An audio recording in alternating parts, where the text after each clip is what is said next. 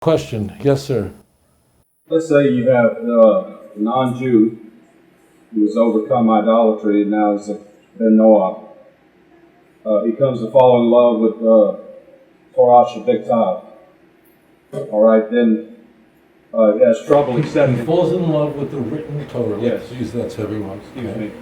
So then he has a problem liking the Oral Torah. Right. Can you help us with that? Sure. Please. First, I'm going to ask one thing. I'm getting a slight mild feedback because I think that speaker, which may be a monitor, if that can be turned down just a drop, because it's going to... Just turn it this way, just a tad. Yeah, it's still getting it. Maybe if you can turn it down, because we are getting to be generous, it's fine. We'll carry. That's good. Right there. Okay. What was your question? I'm sorry. Okay, so you have a person who presumably was a Christian, or in Texas. Okay. And, okay, so he leaves Christianity, he jettisons all Christian doctrines, he embraces Judaism, and he embraces the written Torah and not the oral Torah.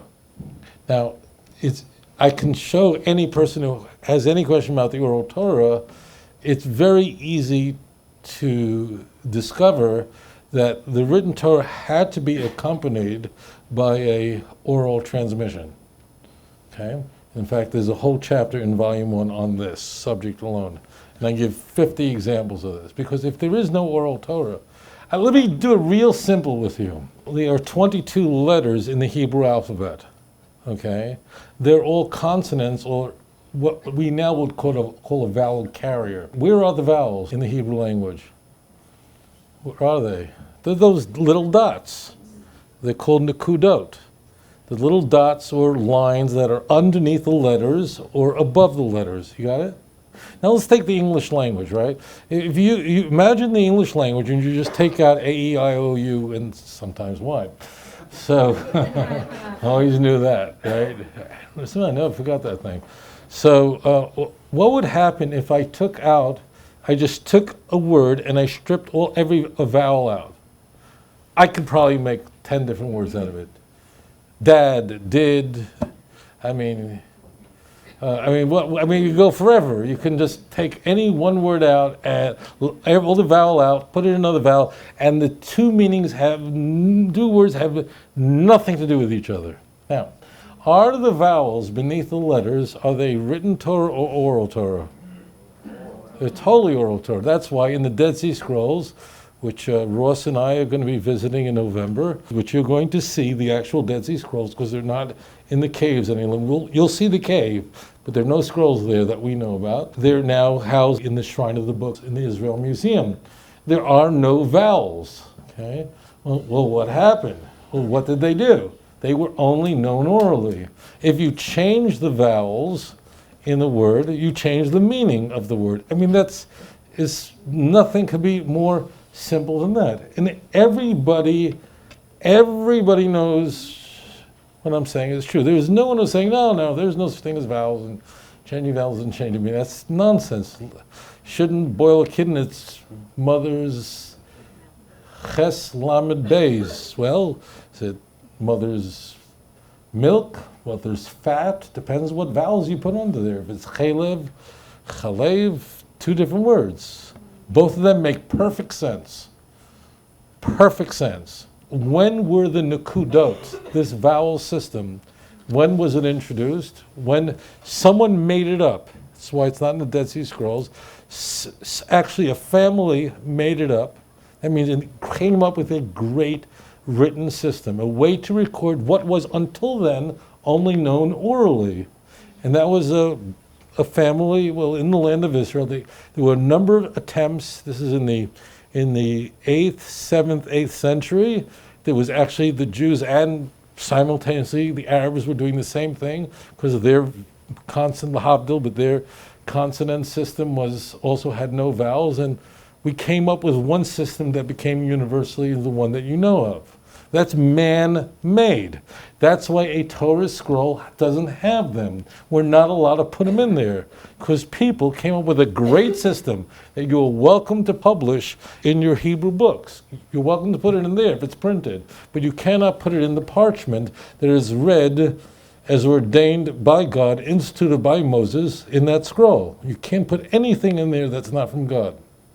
So it should be said that every Christian Bible in the world, in 99.99% of the case, follow our Oral Torah completely, follow our vows. The King James is going to go, well, no, we don't believe in Rabbinic Judaism, we're going to change the vows around. It's insane. They're going, we don't believe in Rabbinic Judaism. You can't read your Bible without the Oral Torah. Okay, if you have even the most superficial, perfunctory knowledge of the Hebrew language, you know exactly what I am speaking about. And incidentally, if you shipped in here from Houston Baptist University, Dallas Theological Seminary, all their professors of Christ for the Nations, and light up the whole room with them, they'd kill me. I'm kidding. They would say absolutely. What I'm saying is just. If you doubt me, you look it up on Wikipedia, and then you'll know it's true. So the key point is, you can't believe that there's only a written Torah and an oral Torah. And I'm taking just something so simple and superficial as how do you read the text? What does the words mean? Because if you change the vowels in any language, whether it's English, whether it's Spanish, whether it's Hebrew, you change the way this word sounds, and you change the meaning of the word completely.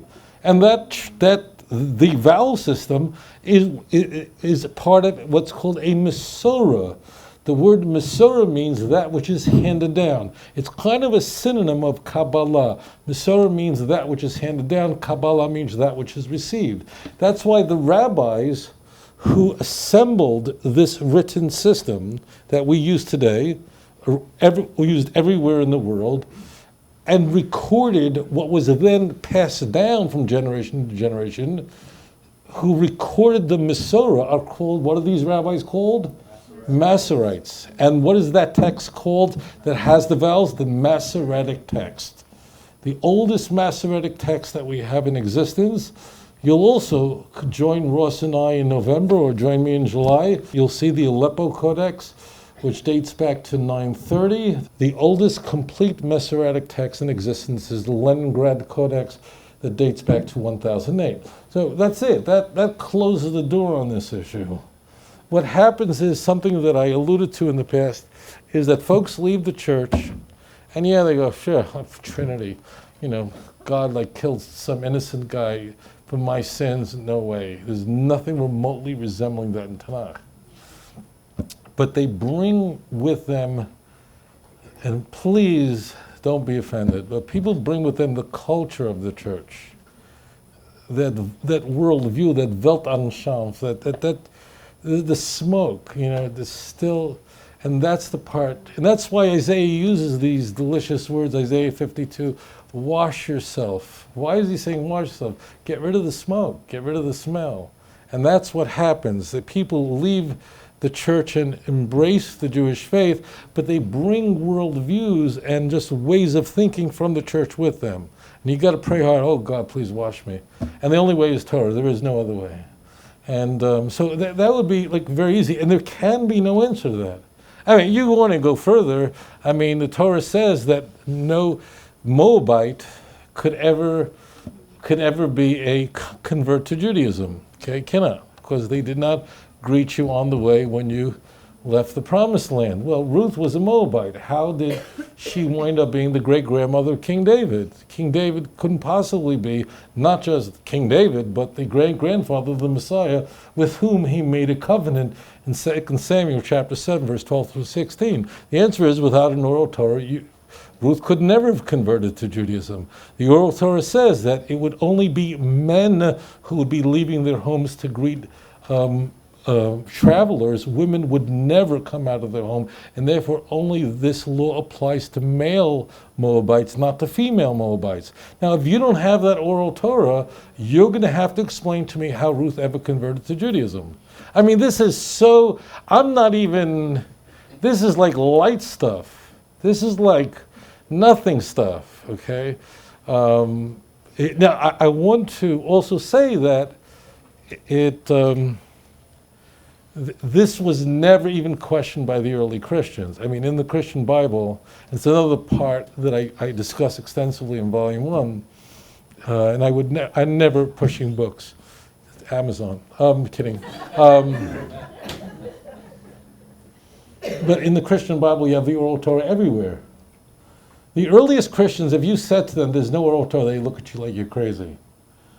Because there are things that just make no sense without the Oral Torah. I mean, the whole thing is just presumes that everyone knows the Oral Torah.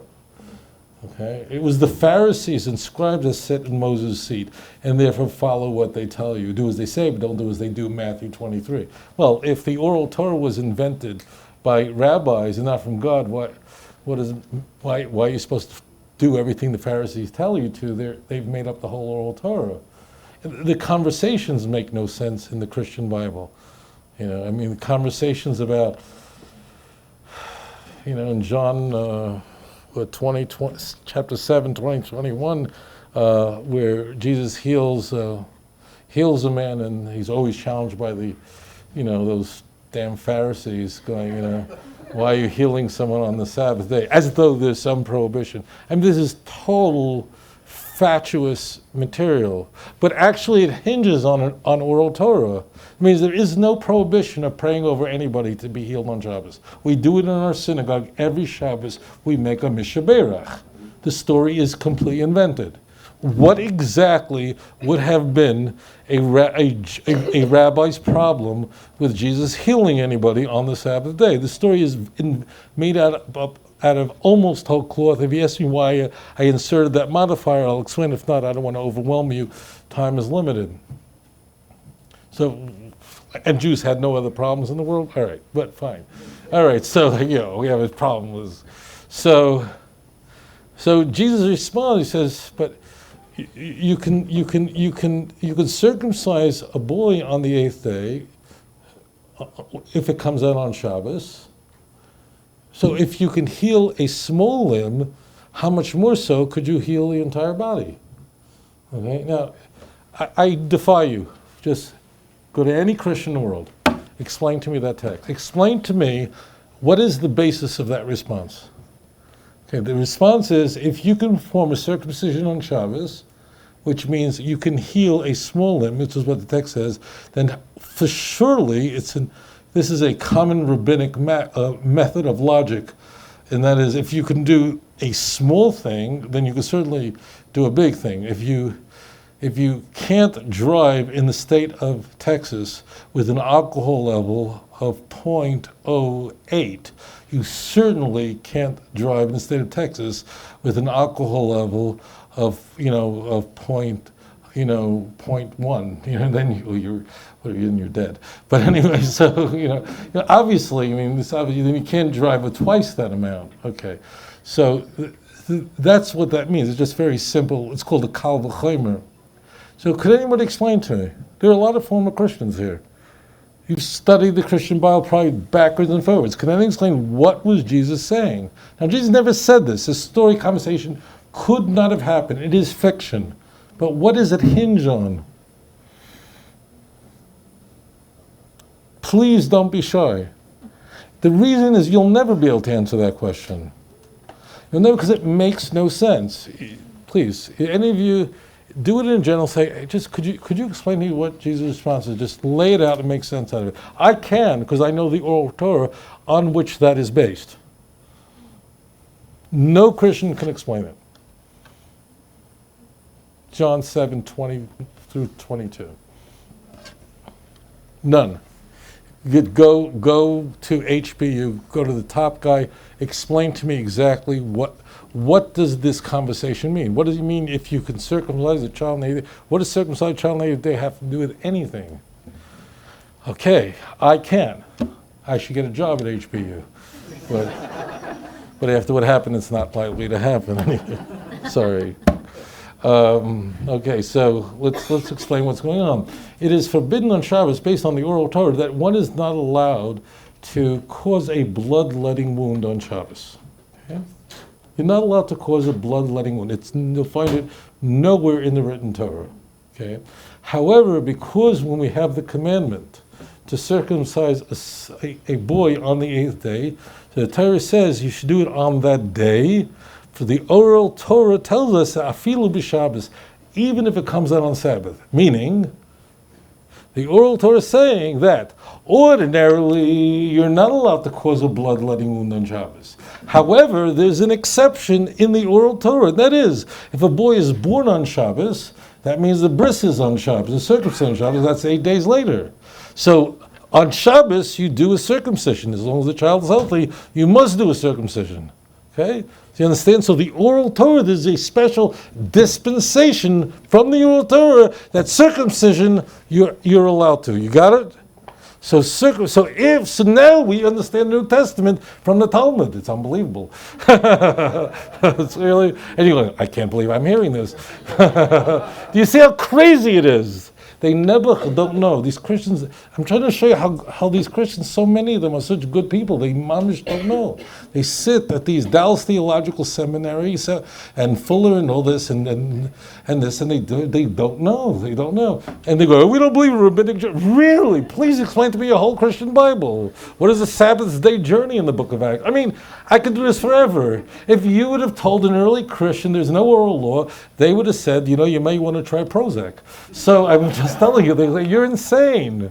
I mean, it doesn't say the Sadducees sit in Moses' seat, it's the Pharisees. So this is all, I would never want to heal somebody and make somebody pure by using something impure.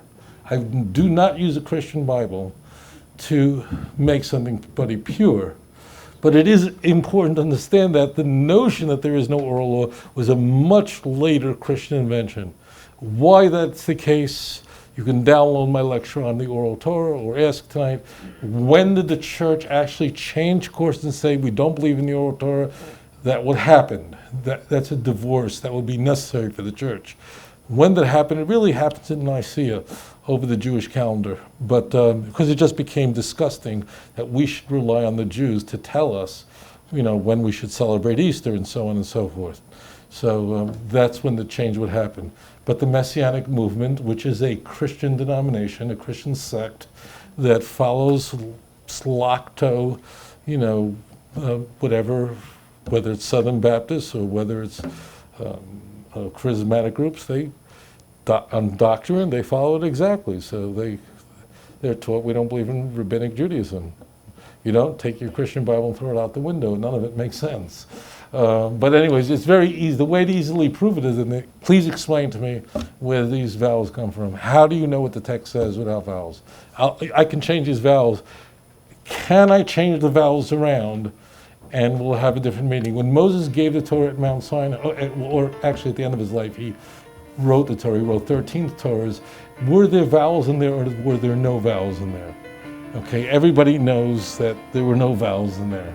Okay, there's no vowel in Dead Sea Scrolls which date back to the 3rd century BC. אדון עולם אשר מלך בטרם כל יציר נברא ועת נעשה בחפצו כל אזי מלך שמו נקרא ואחרי ככלות הכל לבדו